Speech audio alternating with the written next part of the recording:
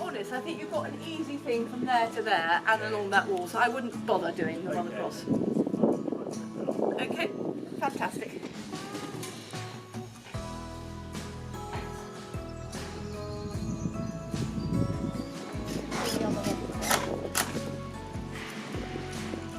Oh yes, we've got Hollis Lee coming.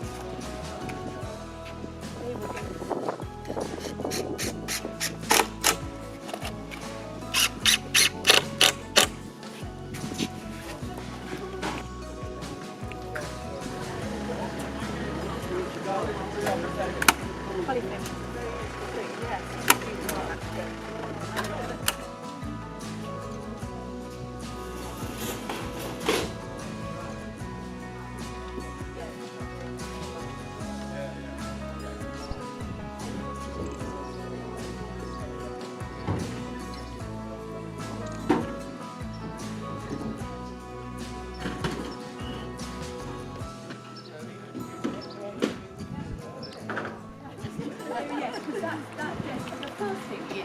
There's a box of stones that we need to do to lay down the things, and then I've got on it. Okay, so Andrew here has been the inspiration behind many of the features at Hook. Even in the last week, yeah, you know, things have come through, like the lovely blue. What are those lovely blue? Viper's blue glass. Viper blue glass, absolutely brilliant. I mean, it looks like Delphinium, doesn't it? It is, and I think it gets its name from the dead leaves that look like viper skin. Okay, so this is one of our green roofs. We've got two. No, actually we've got three. And what are you saying about these pinks? The pinks are plants that are in Britain are only found in the Cheddar Gorge. It's found on cliff edges, just on the very edge of the cliff, just whereas it's about to plunge 1,000 feet below, and that's where it lives.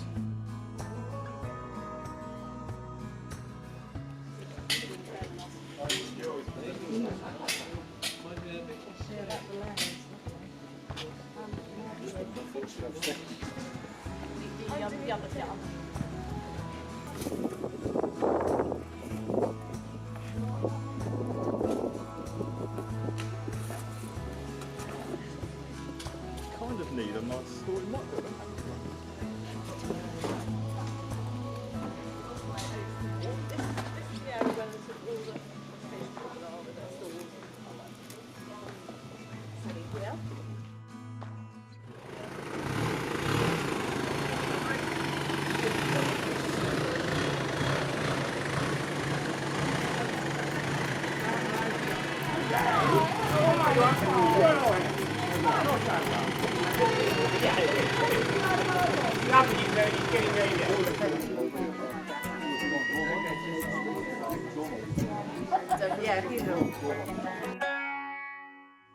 There are two people around the site. There's Tom Clark, who's up sitting by the egg.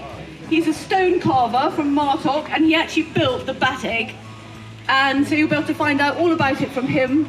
There's a lovely cave in the bat egg for the bats, which has not yet been colonised because it's only just been finished. And then the other people are bird ringers, which are over there, and they're showing how you do bird ringing and why it's good for conservation. And after we've done our speeches, if anybody would like to go on a tour, we've got various people to show you around, so come and let me know and I'll put you in touch with the people doing the tour.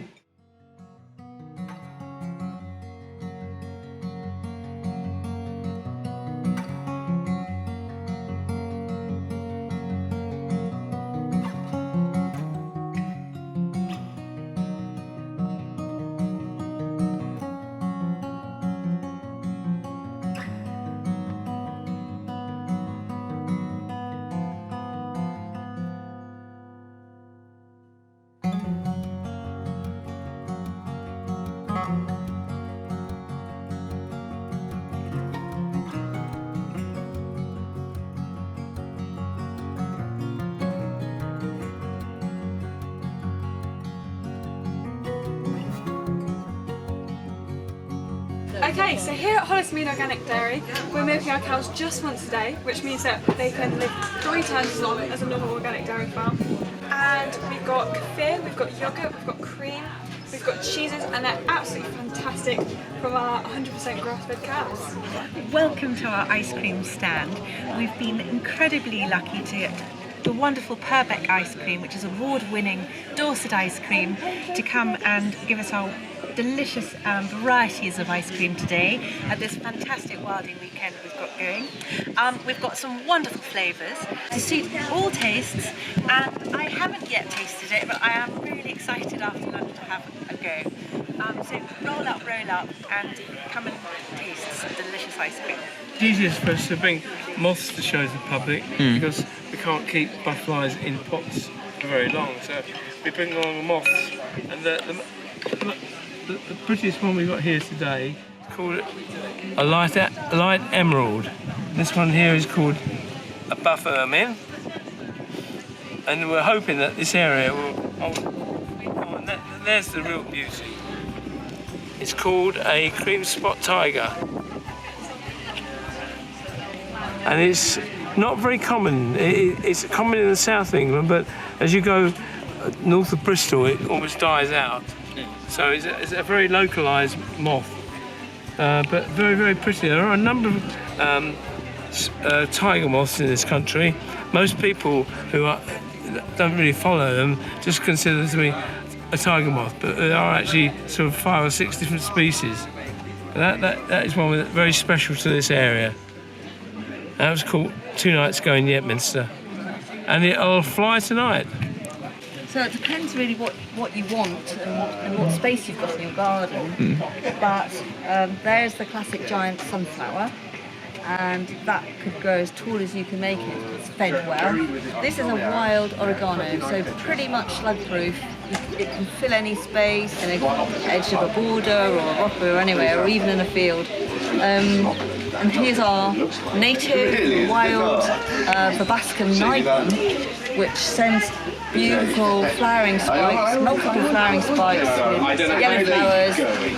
In the centre they have these bright red and purple stamens, so they're beautiful. This is agastache, which is really a herb garden plant, and that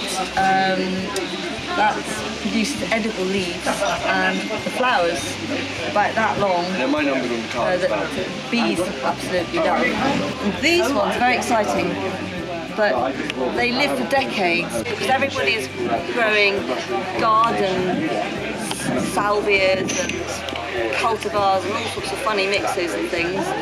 But these are native wild sages, threatened with extinction, and yet they are so beautiful. They flower for 4 months in the year, and there are bee magnets for all those 4 months.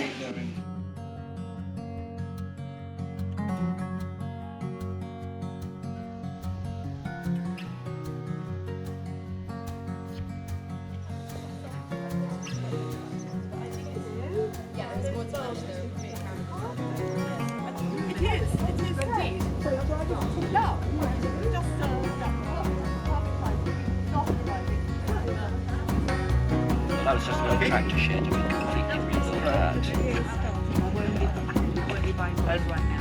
you have that? Only 7 acres, or 9 acres. I've got 7. Yes, 9 acres. And you'll walk around, you'll see that what we've done is we've tracked it all. Yeah. So you just wander down the track and you see all this lovely wildflower. Then the other exciting is the sweet track, which is down on the other side there. You walk down towards the hen's house, round to the left, and then all the way round the farmhouse. We built the sweet tracks there. In 1970, a man called Mr. Sweet discovered this ancient trackway in the Somerset Levels. It was built 3,700 years ago. So this is actually a replica of that ancient trackway. It's called the Sweet Track.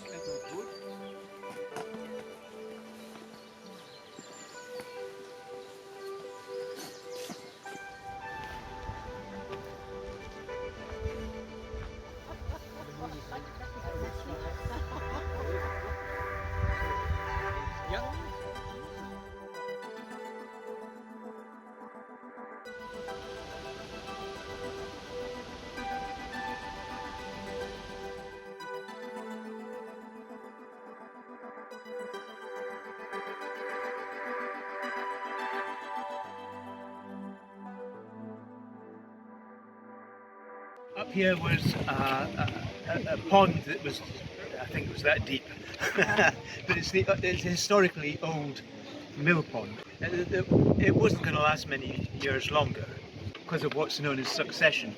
Things actually just grow in and grow in and grow in, and it would be woodland eventually. So it was, this whole project became that great big habitat up there with the ponds, but that coming down the bank there's a whole load of springs, and there's seepage of water out all the time. And so we directed that water down into, we made a series of cascades down here. So you can imagine this was just all bare soil 2 years ago.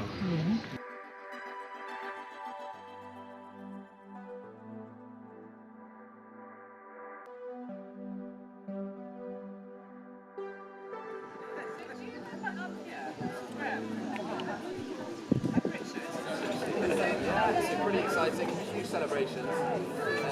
Missing some celebrations this weekend. I know that you bought 3. I'll put them back in the nice display, but we'll remember that you bought 3. Don't worry, we've actually got even more than this.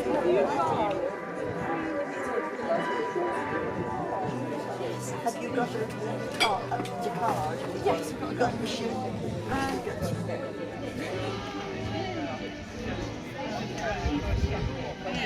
So, over here to Leslie, who's been absolutely wonderful because she came and really got us going on the wilding project, along with Andrew, who's going to speak after her. And it was just so marvellous. We'd had 9 years of building work, although at the beginning a bit of a building site, and this year is the 2nd year of having, you know, plants come through, and it's so exciting because every year we're just seeing more and more difference, and we really love it. You know, we've now gone to these paths. In April I do mow most of what's there in order to get the new life back.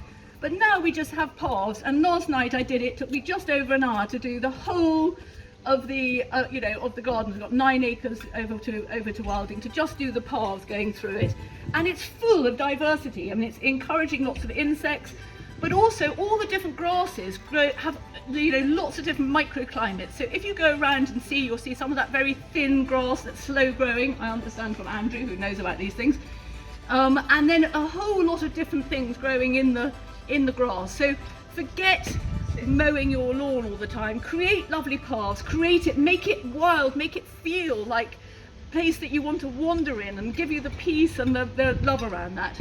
And then the final environmental point that I would put over is this shocking thing about peat. I went on the radio recently and I started by saying people who use peat in their gardens are eco-criminals, and it is nothing worse. It's like chopping down the rainforest using peat in your garden. It's appalling because peat bogs are obviously wonderfully diverse habitats. They also sequester a huge amount of carbon. I mean, absolutely vast, like the equivalent, something like if we use the amount of peat that we're using is the equivalent to all the carbon emissions for the whole of the UK. It's vast. Anyway, I've written a blog about it. Have a look on my website. But don't use peat, and don't be done by the excuse of garden centres saying we're only using a little bit. None. That's what you want.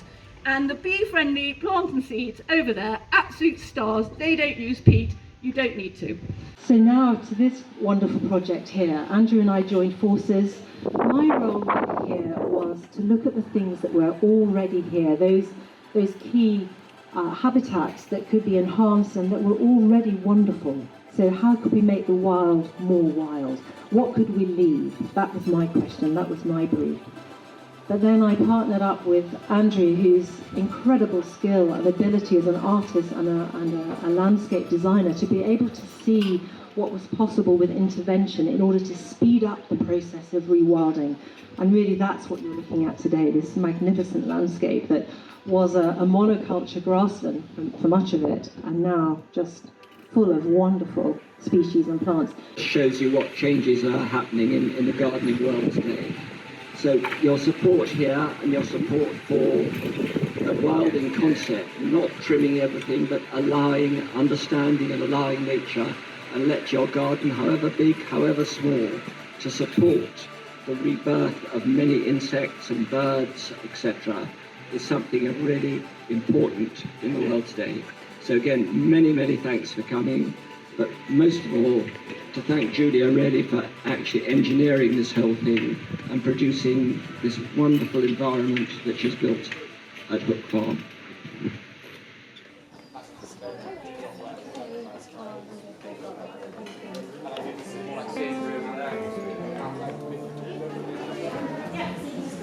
Someone's paying for three of us.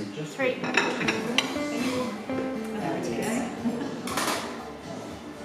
Just double check.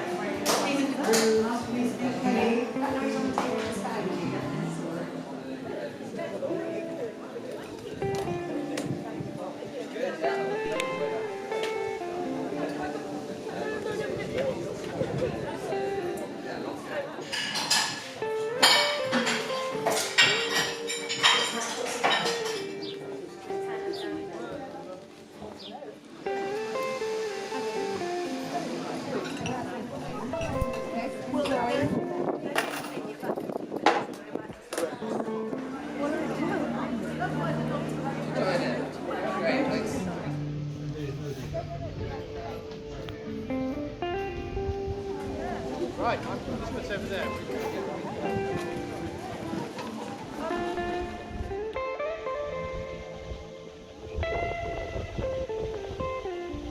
Thank you so much for your help. Such a pleasure, anytime. Yeah, you've got it on you. You have a card filled in.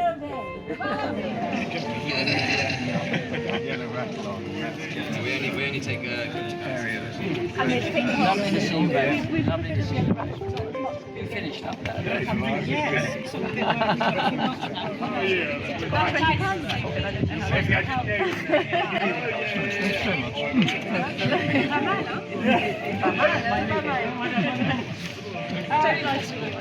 Yeah, well, no, I saw that.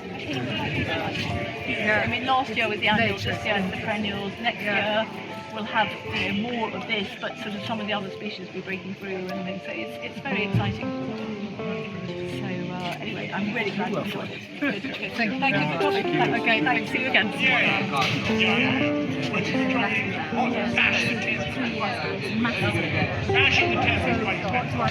Last year, middle of last year I think it was, we came here. It was very overgrown and unmanageable in places, and thanks to Andrew and the rest of the team we've managed to transform it into what it is today. It's very enjoyable. Well, I just think it's inspirational really, because we're all trying to do things in our own small way at home, and obviously we haven't got the scope that is here or anything else, but it's just gives you ideas, and it's very good to have the knowledge passed on and be able to ask questions and have good responses really. Yeah, no, smashing. That's really good. You might be back tomorrow, might you?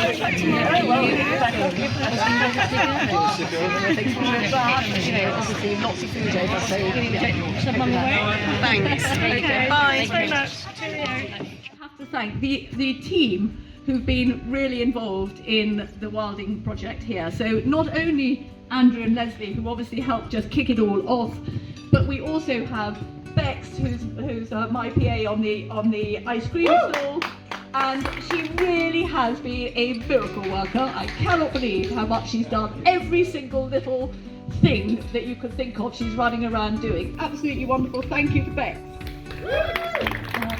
And then also the marvellous Adam, who's over there, who's got not only a fabulous beard, but he's also really knowledgeable about moths and butterflies and bees and all sorts of things, and he has arranged that we have people who are coming in from the village doing butterfly transects, walking around every week to monitor what they see and record it and feed it back to the Butterfly Conservation Organisation. So we really know about that, so that people can come and see, you know, the sort of things that are around there. So thank you very much to Adam as well. And then of course there has been a lot of help on the ground, and the Bertie, who is maybe here somewhere. Where's Bertie? Bertie's down here. And Bertie is just a miracle worker. When we got him, suddenly we realised that he was going to sort out all the odds and sods things that we've got around the place. He did the lovely door for the chicken run. He's made the pontoon. He's been absolutely sorting out all our insect things. So for those of you who've already done a tour, you might see a lovely insect house up the top there. That was Bertie, insect man's, very, very good and knowledgeable. So thank you very much, Bertie. And then we have Oscar and Emily here, but Oscar particularly because Oscar's been working on site doing a lot of sort of grassing, trimming and clearing, but he also has come up with a number of ideas, and it was his idea to put in a hibernaculum. So some of you may have already seen that, but we've got it down there. What is a hibernaculum? It's basically a place for reptiles to go and hibernate. And so Bertie did it, he did the information sheet on it, and we've got a little video of him on the website talking and explaining about the hibernaculum. So thank you very much to Oscar over there. And then, of course, I mustn't forget Selina, who has been doing all the cooking for the Wilding Weekend. Selina's from Ireland, she's a holistic health cook, and we had her for various reasons to come and help us in January because we wanted to go on a gut-friendly diet. And we loved her so much that we couldn't let her go, so we kept her for a bit longer, and now she's come back to do the Wilding Weekend, and she hasn't been overwhelmed by hundreds of food portions that she's doing with the quiches and the salads and lovely puddings and whatever, all on her own. She's been doing, she's been producing all these things, and of course we've no idea how many people were going to come, how many meals we were going to need, so she's been working flat out doing this unknown number of meals. So big thank you to Selina. And then there are others that have been really key in here. Susie Mitchell, who's or Cooper now, I think I should say, change her name, and the things who've been fantastic helping us in the house and with the cleaning. And then there are lots of other people helping on Wilding Day, including my son Monty and his girlfriend Hattie, who's sitting over there. And so thank you everyone who's been involved, and I'm really sorry if I've missed anyone. Harriet, who's volunteering at the desk. So anyway, lots and lots of people involved. And Joe Wood, I forgot about Joe. Joe is doing the bird boxes, but he's not only done the bird boxes. You'll notice there's one up on the roof there. He climbs, so he's a tree surgeon, so he can climb anywhere. So he's been doing the pruning of the roses up there, but also he was instrumental in putting to practice Andrew's rather wacky idea about the sweet track, which you will see written up about there, and hopefully you will walk along it. And Joe was the one that really got that together, and other things, haven't you, Joe? So a big cheer for Joe as well.